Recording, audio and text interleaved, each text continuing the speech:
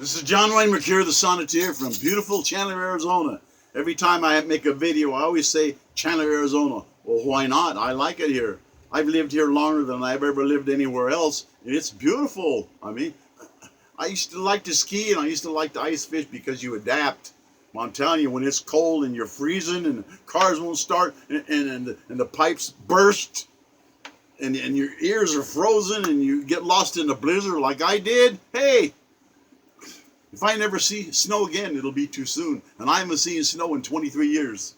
And I'm talking about a lot of pain of freezing to death. Well, you know, this sonnet is sonnet number 1,246. I can't even believe I have that many. It's been fun. It's been fun. Why? Because I asked Shakespeare and my ancestors to help me. And I'm telling you, it's fun. The name of this sonnet is anything but funny. The title of this sonnet, Embrace the Pain. Pain everywhere. Embrace the pain. There is no other way. The first time I heard that, a Roman was telling another Roman was going to get beaten. Hey, you have to embrace this pain. There is no other way. You have to accept it. You got to suffer in angry silence. You have to do that. You got to face the fact that people in power, they have no decent conscience.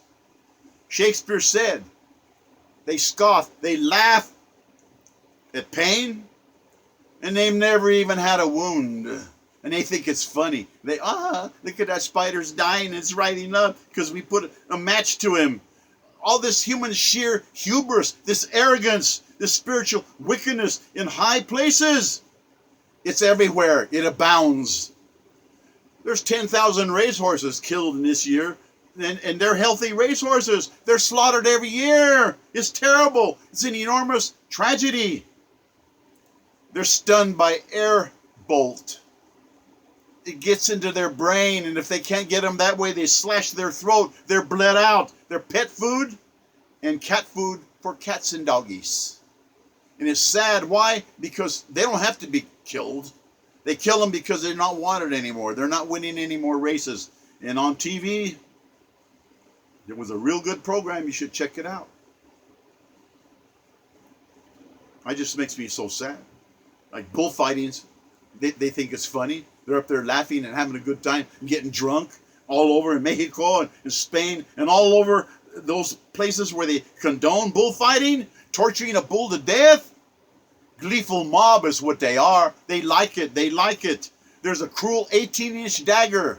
18 inches.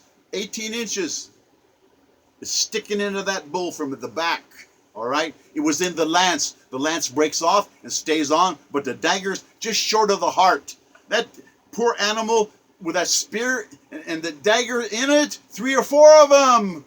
The pain must be unbelievable. How it can even move with those daggers in its body. A vicious, vicious, dirty job doing that to a bull. And people think it's great. I remember an idiot one time that came into my door. He knocked on the door and he wanted to buy my huge dog. My huge dog named Jet Black. He was wonderful. Wonderful dog. One of the best dogs I've ever had. He was huge. My anger at him, this man that wanted to buy my dog, knew no bounds. This fool, he wanted my dog for dog fighting. I knew that. And if I legally could have punched him, I would. Innocent dogs forced to fight to the death. The humanity of human pigs.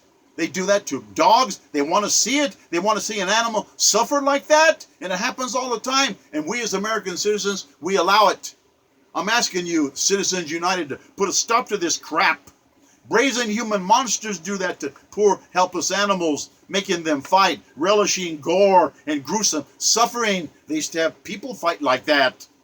Having razors affixed to a rooster's legs, and they have the roosters fight to the death. They bet money on that brutality, and they think it's sport, and they bet on it. And I'm telling you, to do that to one of God's living creatures, it's a sin. And people say it isn't. We're being watched. And people say we're not being watched. Yes, we are. And if you don't believe it, wait till the second you die. Just before you die, you'll know. You'll know. Because you got a conscience, you got a heart, you got feelings, and you ought to have at least a little pity for the poor roosters I'm talking about. Knowing these atrocities even occur, blind eyes of the authorities. The authorities know it, and they won't do anything about it. Isn't that against the law? Cruelty to animals? Blind pit ponies. They run them out in circles. Caged and tortured tigers and bears. And it's hard to believe that somebody wants to torture a bear. Overbred puppy mills. They breed these puppies until there's something wrong with them. I got a puppy that came from a puppy mill, and he's blind in one eye, and he's my favorite dog. He's wonderful, but hey, puppy mills, they breed them until there's something wrong with them. It's too bad. Human swine that do that. Caged birds, I never understood that. I want a bird to fly if it can. Let it be free. Abused tigers, I mentioned them before. Why? Because I try to forget their names. They were in Las Vegas, and one of them was pounding on the neck and the nose of the tiger. And the tiger finally just got, I'm tired of this crap. I'm not going to do any more of these tricks at all. And that tiger reached out and grabbed that guy by the throat and severed his jugular or his carotid, I don't remember which. And he drug him off stage. And that guy, I think, is still in a coma. And I don't remember if it was Siegfried or if it was Roy. It was one of them, torturing those poor tigers until they had enough. Regal tigers, they do that too. They kill lions with a gun. Hey, I'll give you a spear. Now it's fair. Chicken shit, killing an animal with a gun. Dolphins and killer whales. It breaks my heart. Killer whales, they're in those little bitty little tanks imprisoned in waters far too small. They had a killer whale kill this lady a couple of years ago. Well, what did she think was going to happen? They're called a killer whale for a reason. It got sick of it. It got tired of this little thing. Not even a place to poop. Swimming in your own poop. The killer whales, I want them free. And there's people making money off of them. Making money off of dolphins. Putting them in little cages.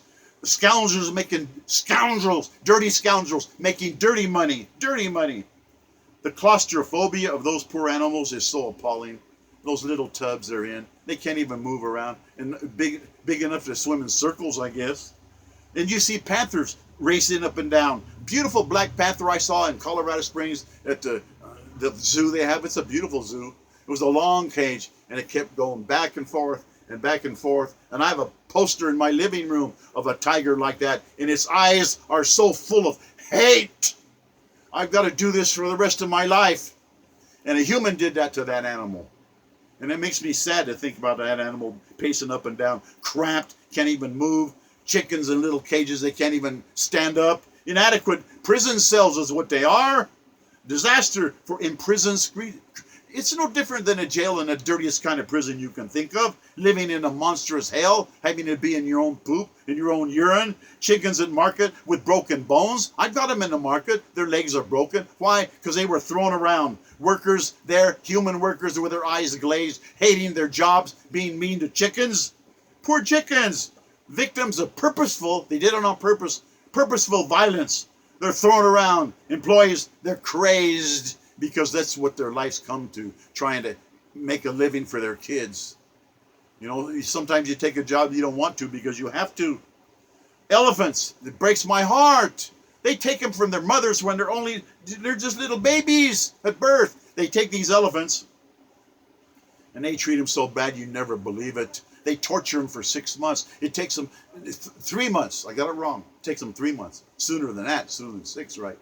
You better believe it, because 3 months of torture, they electrocute them. They stick this hook in their rectum, in their ear, and hold them around and beat them.